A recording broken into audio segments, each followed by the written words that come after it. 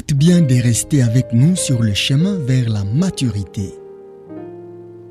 Sur ce plateau, notre grande mission est de vous faire découvrir les contenus des livres chrétiens.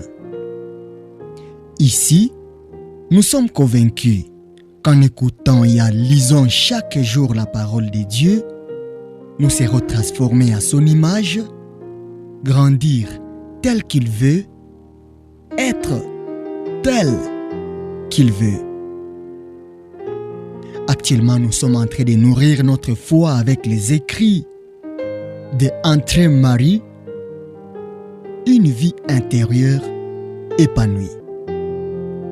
Épisode 34. Gagner des âmes. Celui qui gagne les âmes est sage. Proverbe 11, verset 30. Dans un article paru dans le mouvement des étudiants de février 1901 sur le thème du réveil spirituel par H.W. Oldham, j'ai trouvé les phrases suivantes. Dans les statuts de la plupart des groupes chrétiens d'étudiants, il est indiqué que l'objectif principal de ces groupes est de conduire les étudiants à devenir des disciples de Jésus-Christ.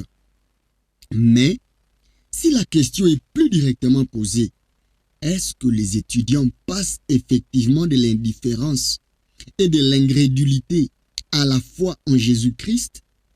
La réponse est que, même si parfois c'est le cas, dans la majorité des groupes, les résultats sont très médiocres.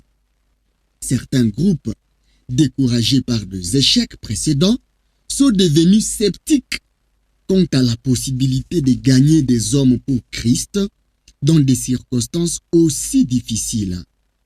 Ils peuvent appliquer, dans une certaine mesure, des méthodes traditionnelles de travail incisif, mais ont cessé de s'attendre à faire plus que de fortifier ceux qui ont déjà la foi. La direction générale de ces groupes chrétiens a placé en priorité le réveil spirituel des étudiants. Si les groupes locaux se rallient à cette orientation générale, nous pouvons pleinement nous attendre à voir travailler Dieu dans la vie des gens autour de nous. L'amour qui nous a conquis peut en conquérir beaucoup d'autres. Il faut reconnaître l'importance d'adopter cet objectif. Il implique une étroite communion avec Jésus-Christ dans une vie sainte, dans le sacrifice de soi-même, dans l'amour du service. Il exige la soumission à la correction et au contrôle de l'Esprit de Dieu. Nous devons faire passer cet objectif de gagner des étudiants pour Christ de la dernière à la première place. Dans nos groupes, trop de personnes agissent par routine, sans vraie conviction. Nos groupes ont besoin d'hommes et de femmes aux objectifs précis qui pensent et prient et travaillent jusqu'à ce que leur groupe devienne un instrument utile dans la main de Dieu pour transformer la vie des étudiants. Dans un éditorial du même numéro, nous pouvons lire à propos de la journée de prière. Nous aurons de nombreuses confessions et de nombreuses demandes à faire en cette journée de prière. Mais quant à nous, nous estimons que le plus urgent doit être la prière pour un réveil spirituel. Nous avons progressivement pris conscience du fait que la plupart de nos groupes ne gagnaient pas d'hommes à Christ. Et certains se sont rendus compte avec consternation que cela ne les avait que bien peu attristés. C'était malheur. Certes, que les étudiants n'aient pas été gagnés, mais que pouvons-nous y faire? Vraiment, un réveil spirituel est nécessaire. Nécessaire dans notre propre cœur, quand il viendra nous saurons vite ce qu'il faut faire. Où est le désir brûlant d'aider les hommes? Où est la prière pressante pour nos frères qui sera acceptée de Dieu? Au cœur même de toute cette question se trouve notre manque d'intérêt. C'est uniquement quand le désir ardent d'amener des personnes à Christ s'afflammera au plus profond de notre âme qu'il nous sera donné de rencontrer ceux qui ont besoin de notre aide et qui seront prêts à l'accueillir. Seules les paroles et les actes qui ont surgi de la passion brûlante du désir d'aider les hommes trouvent les occasions d'influencer des vies. Car ce n'est que lorsqu'il y a un tel désir que le Saint-Esprit coopère avec les hommes. Et sans lui, nous sommes impuissants à trouver ceux qui sont prêts ou une fois trouvés, à leur apporter de l'aide. Ne devons-nous pas demander d'une seule voix que la passion pour les âmes naisse en chacun de nous en ces jours de prière? Laissez-moi ajouter un extrait d'un article sur les besoins de l'Inde. Dans le numéro de janvier du même journal, l'auteur, le pasteur W.E.S. Holland, avait souligné que l'objectif essentiel dans la création des écoles missionnaires est l'influence personnelle que les enseignants peuvent avoir sur leurs élèves. Il avait ensuite rajouté « Pourtant, je sais des sources sûres que les enseignants des 4 plus importants collèges missionnaires du pays voient leur temps tellement pris par le cours qu'ils n'ont ni le temps ni les dispositions nécessaires à avoir des relations personnelles avec leurs élèves. Dans le climat indien, 5 ou 6 heures d'enseignement par jour et les heures nécessaires à leur préparation épuisent un homme. Il ne lui laisse plus ni le temps ni la force nerveuse pour le travail le plus intense qui soit, l'entretien individuel avec une personne au sujet de son âme. Il conclut son article par ces mots: « Nous aurions besoin de pas moins de 40 000 hommes si nous voulons toucher l'Inde entière. Et pourtant, on ne cherche pas vraiment à les recruter. Pourquoi? Par peur de voir ces personnes devenir des poids morts sur les champs missionnaires. Parce qu'après tout, le travail missionnaire consiste avant tout à gagner des âmes.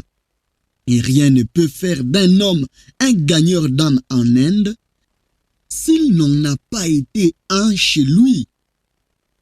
Un sens du devoir ou la conscience aiguë de besoin peut amener un homme en Inde.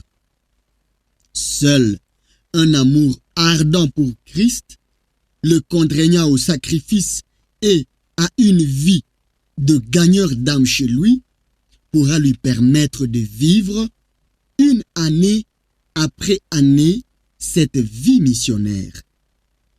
Les idées principales suggérées par ces extraits en ce qui concerne le travail des gagneurs d'âme sont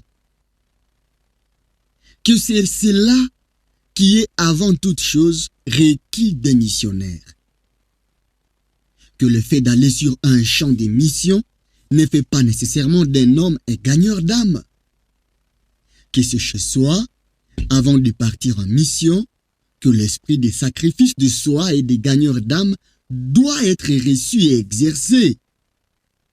Que la formation de ses membres dans l'art de gagner des âmes est l'un des principaux objectifs des groupes d'étudiants et que la mise en pratique de cet objectif sera la mesure de sa force et de son succès. Que le danger nous menace toujours de retomber dans nos ornières et d'utiliser des méthodes traditionnelles et routinières.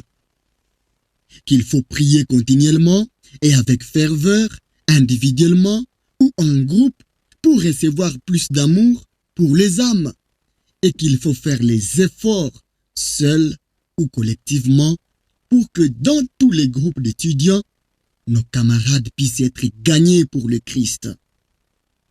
La grande caractéristique de la vie divine, qu'elle soit en Dieu, en Christ ou en nous, c'est l'amour qui cherche à sauver les perdus.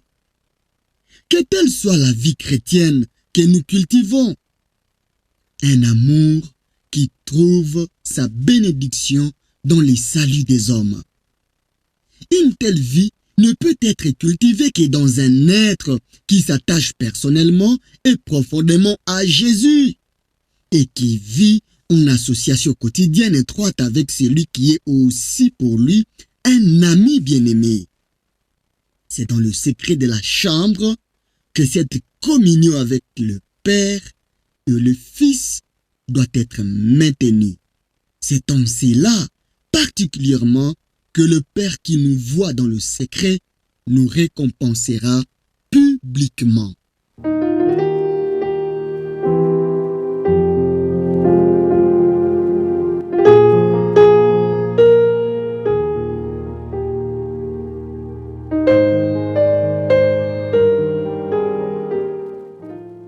Merci d'avoir suivi cette capsule. Il s'agit du livre Une vie intérieure épanouie, écrit par Antrium Marie.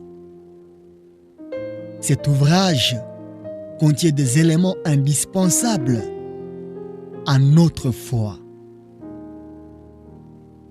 Nous sommes persuadés que ces contenus puissent apporter un plus dans votre marche avec le Seigneur. Nous vous encourageons vivement à prendre un moment de prière selon ce que le Seigneur vous a révélé. Vous êtes sur le chemin vers la maturité.